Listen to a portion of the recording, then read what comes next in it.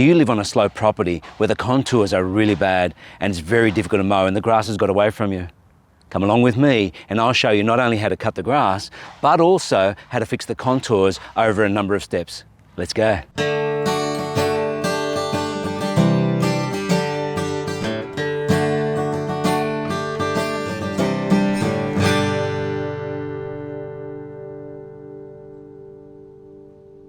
Hey guys, Musa here from Quantum Home Improvements and Solutions. Welcome back to the channel. I live on 37.5 acres and this property has an easement, and the easement, even though it's on my property, I have to allow Transgrid access to repair the power lines and to maintain the trees on the easement itself. So I had my operation on my back last November, and this area, which is very difficult to mow because the contours are all over the place and it really hurts my back, it also is very damaging to my Razorback mower, and I don't want to damage the machine. It's too expensive and I want to fix the contours, but first I have to get the grass down. I'm going to have to mow it twice. So I'm going to mow it today and then I'm going to come back and mow it in a couple of days time. The tractor I've got is a TYM T273, so it's a 27 horsepower tractor. I've had this tractor for nearly 2 years, and it has just been a saving grace. Because I can't do much due to my back, this has become the second me. In actual fact, it's become far greater than me. This thing has a 4-in-1 bucket, so I pick up fallen branches. I'm able to move dirt around, able to fix contours on my property because it is a fairly big property. We did recently make a driveway with this tractor and it performed beautifully. So the whole road was graded with this tractor. And so the slasher I'm going to use is a Daken. Now Daken is an Australian company. Now this is designed by Daken. It is actually made offshore, but it's a really high quality slasher. Now this is second hand. It's a 1200, it's the 405 series, but it's a much older model, has a bit of rust on there.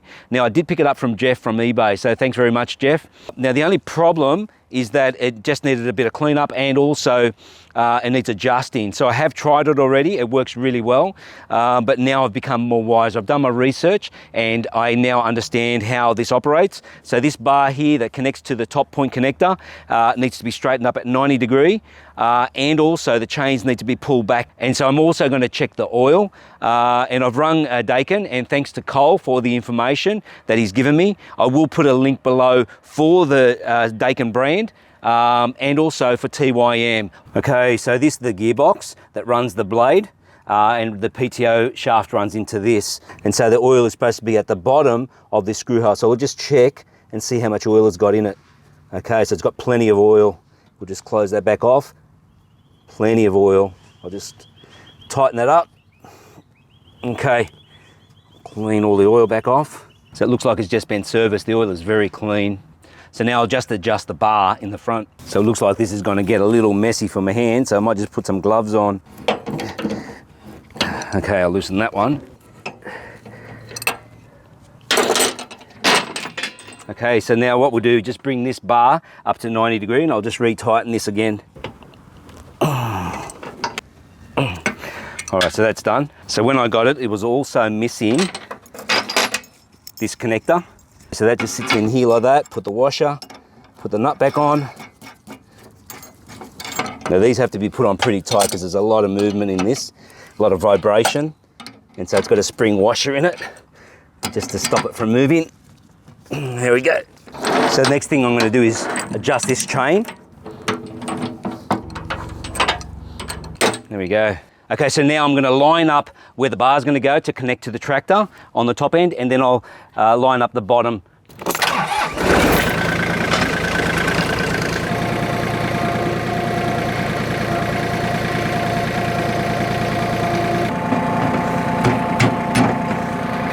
Okay, put the pin in, lock that off, put the other pin in.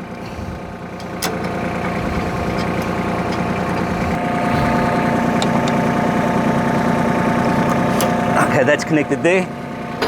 Okay, so the last thing to put on is this top connector.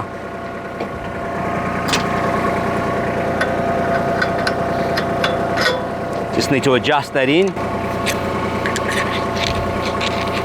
Okay, so I'll just connect this top one. There we go.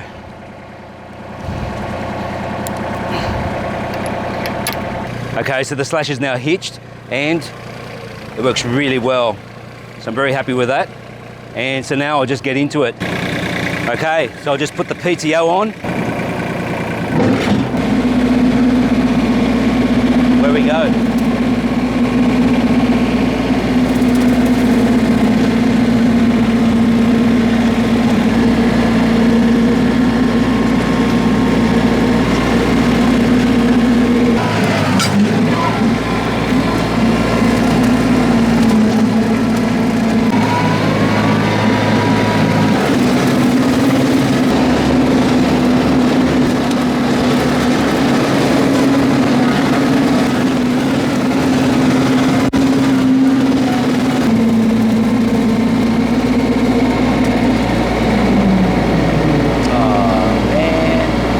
That bush is very thick, and unfortunately we had a bit of a problem with the tyre, so a twig has damaged the valve and pulled the valve out. So I've gone to Metro tyres, and once again they've come to the rescue for me. They fixed the tyre up pretty quickly. So the valve here is protected with this cover, but unfortunately it's not totally foolproof, so the twigs can get in and damage it, and that's what's happened here. So I've just got to be careful in that thick shrub. It's a new day. The tyre's looking good, still pumped up. Thanks again to Metro Tyres. And so it's a beautiful day and time to get back into it. One thing I noticed when I went through the first time is that the Slasher was down too low and it was clogging up the blade and putting pressure on the motor, and the motor was starting to overheat. So I'm going to go a little bit higher and just pass maybe 3 times instead of just 2. So to take the pressure off the Slasher and ultimately off the motor, I'm also mowing all the heavy grass downhill or flat. So I'm coming back up this way because it's not as heavy.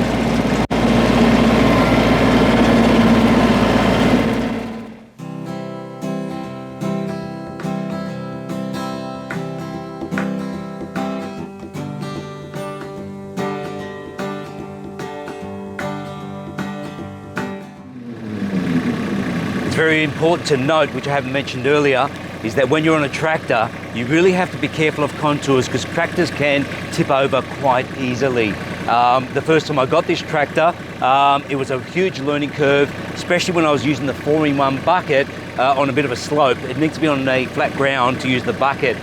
If not, you've got to be very careful because as you raise the bucket, the center of gravity changes and you can actually tilt over quite easily. So I'm keeping my bucket low and also just grabbing the handles here and just changing my center of gravity just to assist the machine.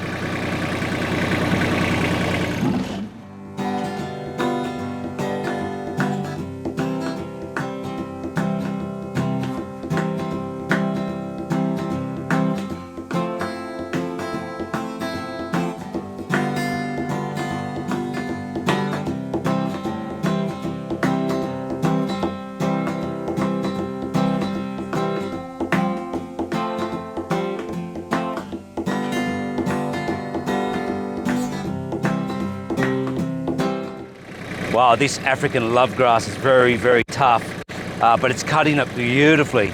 So now I've finished, I've just got a little spot here and I've almost finished, and now I'm going to give it one more pass. But first, I'm going to reverse into the bush here. I'm not going to go lengthwise because I will damage my tyres again.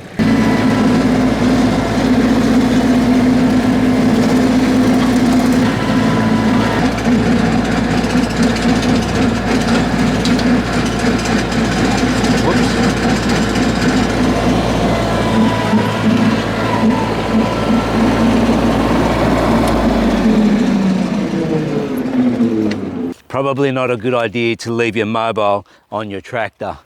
It fell off and hit the blade. Anyway, that's that. We move on.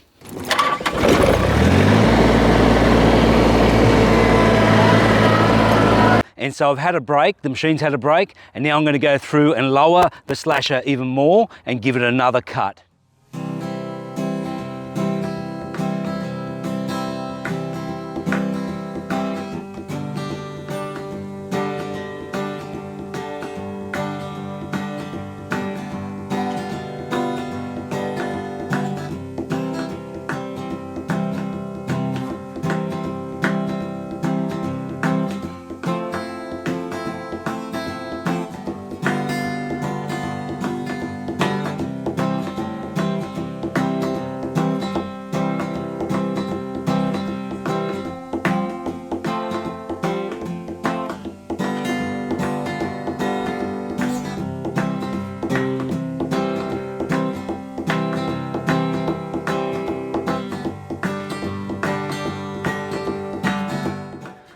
So that was done in record time, around about 20 minutes, much faster than the first time round. So what I'm going to do now is leave it for about probably a week or so, let it all just mulch down a bit and just hit it again.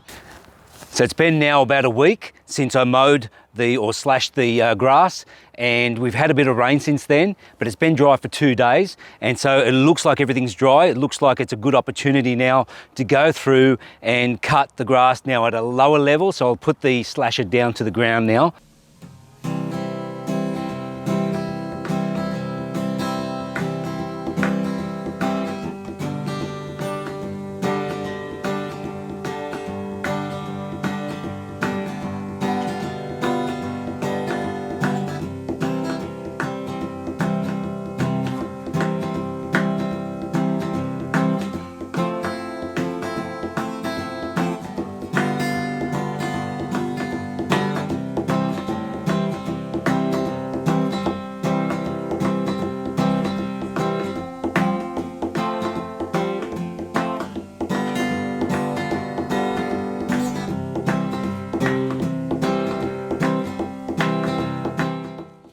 All done. So that was the third time around, and now the African love grass is down low. It did put a bit of pressure on the motor and it did overheat a bit, but now we're ready for the next stage. But saying that, the slasher, the Daken 405 series, handled it beautifully. I did hit a few rocks and the blades are now a little bit blunt, so I'm going to have to sharpen them back up, but I'm very happy with the slasher. So the next stage now will be to fix the contours. So the contours are roughly about 200 mil difference between the high point and the low point. So what I'm going to do with this tractor, using the 4-in-1 bucket, is take 100 mil off the high ends and then push that into the low ends, and that will then straighten out the easement, make it less bumpy. So there will still be a slope, but it'll be more of a constant slope, which will help me dramatically with the Razorback mower and if I need to go across with the tractor. So it's a lot easier if it's at least straight, even though it's on an angle. I'll also do a review on this tractor on the next video and just give you the good points and bad points. And there's a lot more good than there are bad, let me tell you beforehand. So the only thing is I might get an attachment for my mobile phone for the next one. So the new TYMs do have mobile holders and also chargers.